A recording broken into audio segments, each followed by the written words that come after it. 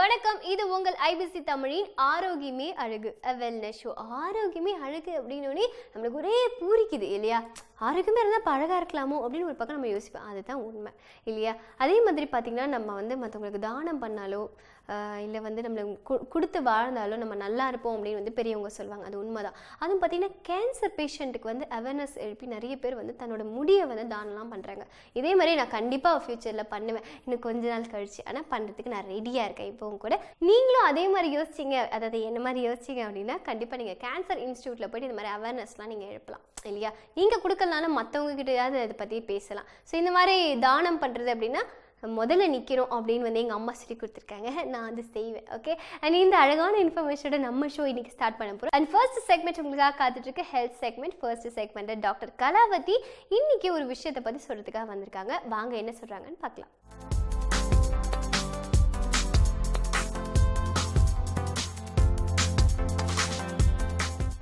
Cancer தடுத்துக்கக்கூடிய cancer அப்படின்னு பார்த்துக்கிட்டிங்கன்னா ரெண்டாவது கருப்பை வாயில் வரக்கூடிய கேன்சர். இந்த கருப்பை வாயில்னா சர்வைக்கல் கேன்சர் அப்படின்னு சொல்கிறது. இதுதான் முதல்ல இருந்தது. இப்போது பிரஸ்ட் கேன்சர் அதிகமாக வந்துட்டுருக்கு.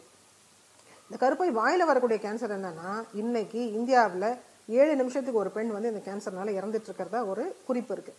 அதாவது ஒரு ஒரு ஒரு மணி நேரத்துக்கு கிட்டத்தட்ட 7 பெண்கள் இறந்து போகிறாங்க. ஒரு 8 நிமிஷத்துக்கு ஒரு பெண் இறந்து போகிறான். உண்மை என்ன அப்படின்னு சொன்னால் இந்த கேன்சர் ஒவ்வொரு பெண்ணும் தனக்கு வராமல் தடுத்துக்க முடியும். திரும்ப சொல்கிறேன், சர்வைக்கல் கேன்சர் இல்லைன்னா கருப்பை வாயில் வரக்கூடிய புற்றுநோய் ஒவ்வொரு பெண்ணும் தனக்கு வராமல் தடுத்து கொள்ள முடியும். அது எப்படி தடுத்துக்கிறது அப்படின்னு சொன்னால் வருஷத்துக்கு ஒரு முறை பேப்ஸ்மியர் அப்படிங்கிற ஒரு சின்ன டெஸ்ட், உங்களுக்கு ஒரு 350 500 ரூபாய் செலவாகும். அந்த டெஸ்ட்டை தாராளமாக தைரியமாக போய் ஒவ்வொரு வருஷமும் பண்ணிக்கோங்க. வெளிநாடுகள்லாம் பார்த்தீங்கன்னா நீங்கள் சாதாரணமாக கன்சல்டேஷன் போகும்போதே ஒரு ஸ்மியர் எடுத்துருவாங்க. முதல்ல அது பெர்மிஷன் கேட்டுட்டு இருந்தாங்க, இப்போ கேட்கறது கிடையாது. ஏன்னா பெர்மிஷன் கேட்கும்போது எனக்கு வேண்டான்னு சொல்லிடுறாங்கன்னு சொல்லி இப்போ they have made it mandatory. So many of the foreign countries they do the pap smears as a mandatory test. இப்போ நாங்கள் இங்கே போய் நிறைய மாஸ் ஸ்க்ரீனிங் பண்ணுறதுல நிறைய கேன்சர்ஸ் நாங்கள் கண்டுபிடிக்கிறோம். ஸோ இந்த கருப்பை வாயில் வரக்கூடிய கேன்சர், மார்பக கேன்சர் நீங்கள் அட்லீஸ்ட் நீங்கள் உங்கள் கை வச்சே டெஸ்ட் பண்ணி எல்லாம் பண்ணலாம். பட் கருப்பை வாயில் வரக்கூடிய கேன்சரை ஒன்று தடுக்கலான்றது முக்கியமான ஒரு பாயிண்ட்டு. ரெண்டாவது தடுக்கிறதுக்கு நீங்கள் முக்கியமாக பண்ண வேண்டிய டெஸ்ட் வருஷத்துக்கு ஒரு தடவை பேப்ஸ்மியர் அப்படின்னு சொல்லக்கூடிய ஒரு டெஸ்ட்டு. இந்த அறிகுறிகள் என்ன இருக்கும்? கருப்பை வாயில் கேன்சர் அறிகுறி என்ன இருக்கும் அப்படின்னா, ஒரு ஆண் பெண் சேர்க்கைக்கு அப்புறம், கணவன் மனைவி சேர்க்கைக்கு அப்புறம் அந்த பெண்ணுக்கு இந்த கையை வெட்டிக்கிட்டிங்கன்னா எப்படி ரத்தம் வருமோ அந்த மாதிரி ஃப்ரெஷ்ஷாக ப்ளீடிங் இருக்கலாம். இல்லைனா இப்போ தான் மாதவிடாய் முடிஞ்சிருக்கும், திருப்பியும் ஃப்ரெஷ்ஷாக ப்ளீடிங் ஆகலாம். இல்லைனா வெள்ளைப்போக்கு நிறையா இருக்கும், துர்நாற்றம் அதிகமாக இருக்கும். நீங்கள் உட்காந்துருந்தீங்கன்னா பக்கத்தில் பெண்கள் உட்கார முடியாது, உங்களுக்கே அந்த துர்நாற்றத்தை எடுத்துக்க முடியாது. அந்த மாதிரி ரொம்ப நாள் வெள்ளைப்போக்கு இருந்துகிட்டே இருக்கும். இந்த வெள்ளைப்போக்கு என்ன பண்ணுவாங்கன்னா, இந்த ஒரு டாக்டர்கிட்ட போவாங்க, அது சரியாகலாம், அடுத்த டாக்டர்கிட்ட போவாங்க, இதே மாதிரி போயிட்டுருக்கும். ஸோ இந்த வெள்ளைப்போக்கு வரும்போதும் கொஞ்சம் முழிச்சுக்கணும். ஏன்னா இந்த கருப்பை வாயில் வரக்கூடிய கேன்சர் இப்படி அப்படி கேன்சராக மாறாது. அந்த கேன்சராக மாறுறதுக்கு ஒரு கேன்சருக்கு முன்னாடி வரக்கூடிய அறிகுறிகள்னு சில விஷயங்கள் இருக்குது. அது ஒரு கேன்சராக மாறுறதுக்கு, கருப்பை வாயில் வரக்கூடிய கேன்சர் உருவாகிறதுக்கு குறைஞ்சது 1 வருஷத்துலேருந்து 10 வருஷம் ஆகும். இந்த 10 வருஷம் வரைக்குமே உங்களுக்கு நிறைய சிம்டம்ஸ் வந்துகிட்டே இருக்கும். இந்த சிம்டம்ஸை தயவு செஞ்சு யாருமே ஒதுக்கிடாதீங்க. இல்லைன்னா அப்புறம் பார்த்துக்கலாம். இப்போ நம்ம வெளியூர் போயிட்டு வந்தோம், அதனால தான் நமக்கு திருப்பியும் தீட்டு மாதவிடாய் வந்துருச்சு அப்படின்னு நிறைய பெண்கள் வீட்டில் இருந்துடுறாங்க. அந்த மாதிரி இருக்க வேண்டாம்.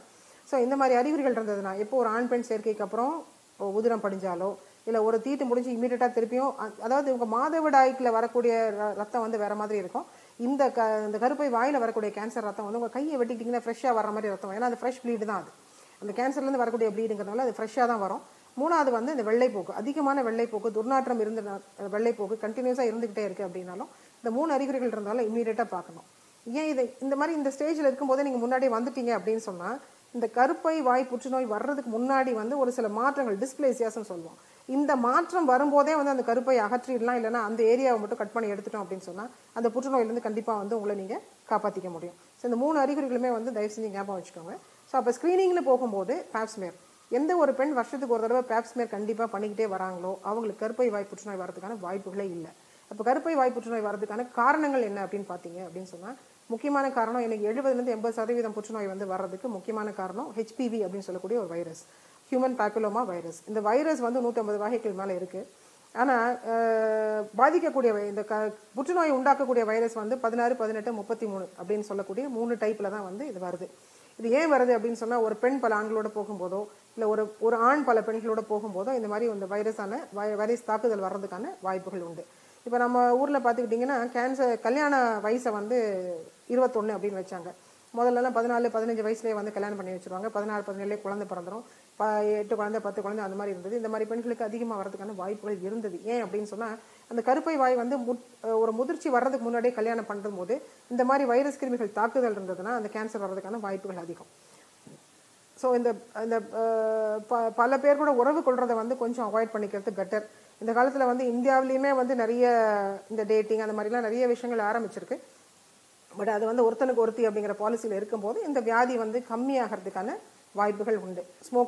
ஸ்மோக்கிங் அதாவது நிக்கோட்டின் எக்ஸ்போஷர். இன்னைக்கு நிறைய புகையில போடக்கூடிய பெண்கள், அப்புறம் வந்து இந்த மது அருந்தக்கூடிய பெண்களுக்குமே இந்த வியாதி வந்து அதிகமாக வர்றதுக்கான வாய்ப்புகள் இருக்குது அப்படின்னு ஒரு கணக்கு இருக்குது. இந்த கருப்பை வாயில் வரக்கூடிய புற்றுநோயுமே வந்து பரம்பரையாக வரலாம். அதாவது தாய்க்கு இருந்ததுன்னா மகளுக்குமே வர்றதுக்கான ஒரு வாய்ப்பு இருக்குன்னு சொல்லி இப்போ ஒரு ஸ்டடி ஒன்று சொல்லிட்டு இருக்கு. ஸோ இது முக்கியமான காரணம் வந்து ஆனால் இந்த ஹெச்பிவி வைரஸ் அப்படிங்கிறது தான். இந்த வைரஸ் வந்து வராமல் தடுக்கிறதுக்கு ஏதாவது வழிமுறைகள் இருக்கா அப்படின்னு சொன்னால், வழிமுறைகள் தடுக்கிறதுக்கு ஒன்றும் இல்லை. பட் இந்த வைரஸ் வந்து கேன்சரை வந்து வராமல் தடுக்கிறதுக்கு ஒரு சில வேக்சின்ஸ் கண்டுபிடிச்சிருக்காங்க, தடுப்பூசி கண்டுபிடிச்சிருக்காங்க. அது வந்து திருமணம் ஆகிறதுக்கு முன்னாடி அந்த சின்ன பெண்கள், அதாவது 9 வயசுலேருந்து 25 வயசுல இருக்கக்கூடிய பெண்கள் திருமணம் ஆகிறதுக்கு முன்னாடியோ இல்லைன்னா அந்த செக்ஷுவல் எக்ஸ்போஷர் வரதுக்கு முன்னாடியோ போட்டுக்கிறது வந்து உங்களுக்கு ஒரு சேஃப்டி ஆஸ்பெக்ட் இருக்கும். இந்த வேக்சின் வந்து கருப்பை வாயில் புற்றுநோய் வராமே தடுத்துருமா அப்படின்னு கேட்டால் அப்படி கிடையாது. கருப்பை வாய் புற்றுநோய் வந்து இந்த வைரஸ்னால வரக்கூடிய கருப்பை வாய் புற்றுநோய் வந்து கண்டிப்பாக அது வந்து தடுத்து கொடுக்கும்.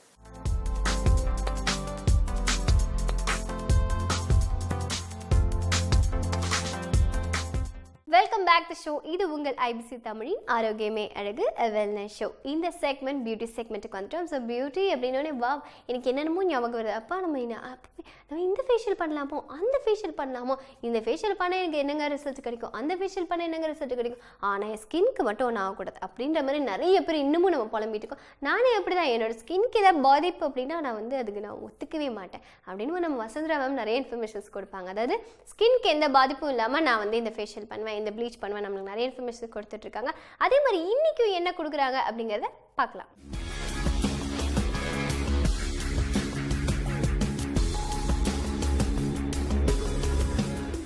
ஐபிசி தமிழ் நேயர்களுக்கு இனிய வணக்கம். ஆரோக்கியமே அழகு நிகழ்ச்சியில் பியூட்டி செக்மெண்ட்டில் உங்கள் எல்லாரையும் சந்திக்கிறதுல ரொம்ப மகிழ்ச்சி.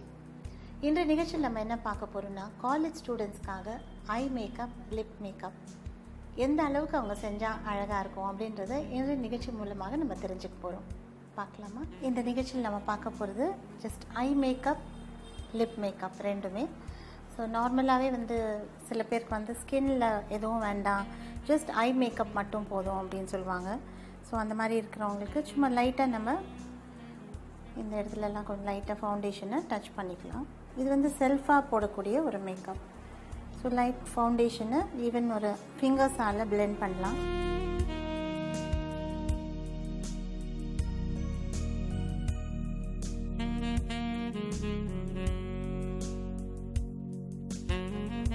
ஸோ ஐ மேக்கப் அப்படின்னு பார்க்கும்போது நார்மலாக வந்து ஃபஸ்ட்டு ஐ ஷேடோ தான் ரொம்ப முக்கியம்.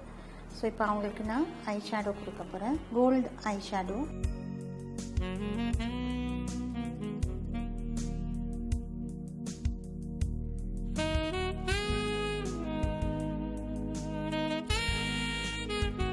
யங் ஸ்கின்னில் வந்து ரொம்ப நிறைய மேக்கப் தேவையில்லை, லைட்டாக மேக்கப் பண்ணாலே போதும். கோல்டு ஐ ஷேடோ, கொஞ்சம் ரெட்டிஷ்,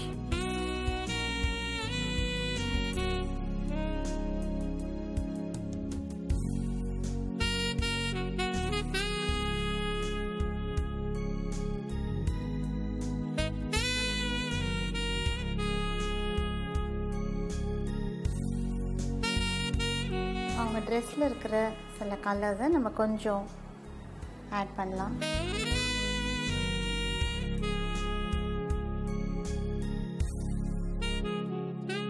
ப்ளூ, க்ரீன் அந்த மாதிரி கலர்ஸ்.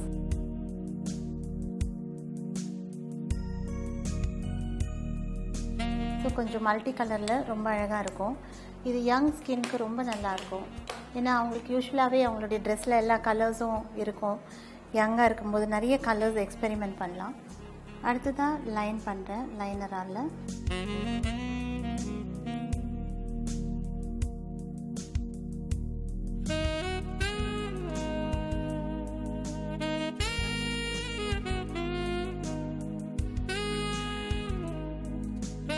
லைனர் நல்லா ட்ரை ஆகட்டும். அதுக்குள்ளே லைட்டாக அவங்களுக்கு மஸ்காராவால் அவங்களுடைய லேஷஸை டச் பண்ண போகிறோம்.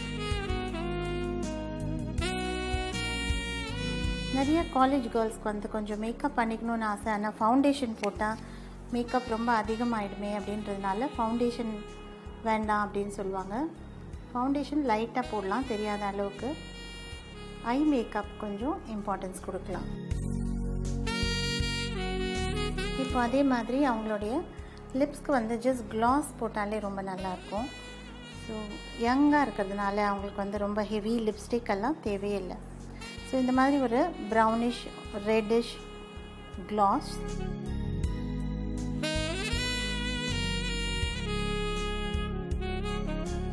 இதை அப்பப்போ அவங்க டச் பண்ணிக்கலாம். ஸோ ரொம்ப நேரம் இருக்காது, ஏதாவது தண்ணியெல்லாம் குடிக்கும்பொழுது இந்த க்ளாஸ் போயிடும். அதனால் அப்பப்போ அவங்களுக்கு ஒரு 2 ஹவர்ஸ்க்கு ஒரு முறை இந்த க்ளாஸ் அவங்க டச் பண்ணால் ஒரு ஃப்ரெஷ் லுக் கிடைக்கும் ஃபேஸ்க்கு. இப்போ நான் கொஞ்சம் ஃபவுண்டேஷனை அவங்களுடைய ஸ்கின்னுக்கு டச் பண்ணியிருக்கேன். ரொம்ப கொஞ்சம். இது போட்டதே தெரியாது, அதனால் அவங்களுடைய ஸ்கின் மாதிரியே இருக்கும், ரொம்ப நேச்சுரலாக இருக்கும். ஸோ சீக்கிரமே பிரைட் ஆகணும், ஆனால் மேக்கப் பண்ணது ரொம்ப தெரியக்கூடாது அப்படின்ற போது ரொம்ப இந்த மாதிரி லைட்டான ஃபவுண்டேஷன்ஸால் டச் பண்ணலாம். ஸோ அவங்களுடைய ஸ்கின் ரொம்ப நேச்சுரலாக க்ளோயிங்காக தெரியுது.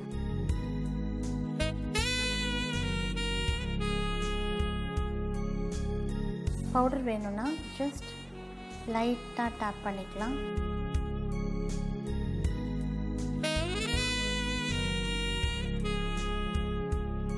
கண் கொஞ்சம் ஓப்பன் பண்ணுங்கள். கண் ஓப்பன் பண்ணி அவங்களுக்கு லைட்டாக கொஞ்சம் காஜல்.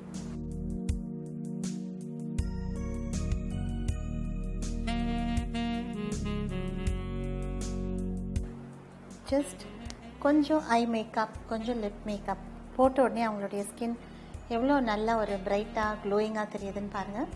இது வந்து காலேஜ் கேர்ள்ஸ் இல்லை லேட்டாக 11th or 12th ஸ்டாண்டர்டில் ஸ்டூடெண்ட்ஸ் இருக்கிறவங்க, அவங்க எல்லாருமே இந்த அளவுக்கு மேக்கப் பண்ணால் ரொம்ப நல்லாயிருக்கும். எஸ்பெஷலி காலேஜ் ஃபங்க்ஷன்ஸ், ஸ்கூல் ஃபங்க்ஷன்ஸ்லாம் இருக்கும்பொழுது கொஞ்சம் மேக்கப் பண்ணாங்கன்னா தான் ஃபோட்டோஸ் எல்லாம் எடுக்கும்போது ரொம்ப அழகாக தெரியும். அதனால் கொஞ்சம் லைட்டாக ஒரு foundation, eye makeup and lip class இது மட்டும் போட்டாங்கனாலே ரொம்ப நல்லாயிருக்கும். இப்போ இவங்களுக்கு அவங்களோட பிந்தியும் வச்சுட்டு நம்ம பார்க்கலாம்.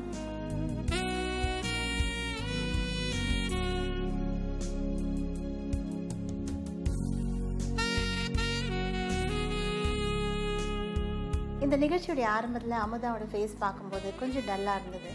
ஆனால் மேக்கப் செஞ்ச உடனே ரொம்ப பிரைட்டாக துருதுருன்னு மாறிடுச்சு அவங்களுடைய ஃபேஸ். இதே மாதிரி காலேஜ் ஸ்டூடெண்ட்ஸ் எல்லாருமே ஓரளவுக்கு மேக்கப் செஞ்சுக்கலாம். இதே மாதிரி இன்ட்ரெஸ்டிங் எபிசோடில் மீண்டும் உங்களை சந்திக்கும் வரை உங்களிடமிருந்து விடைபெறுவது வசுந்தரா.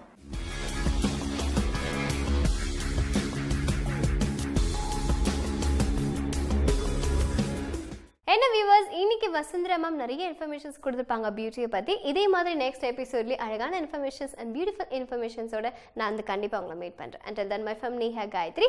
இது உங்கள் ஐபிசி தமிழின் ஆரோக்கியமே அழகு, a wellness show.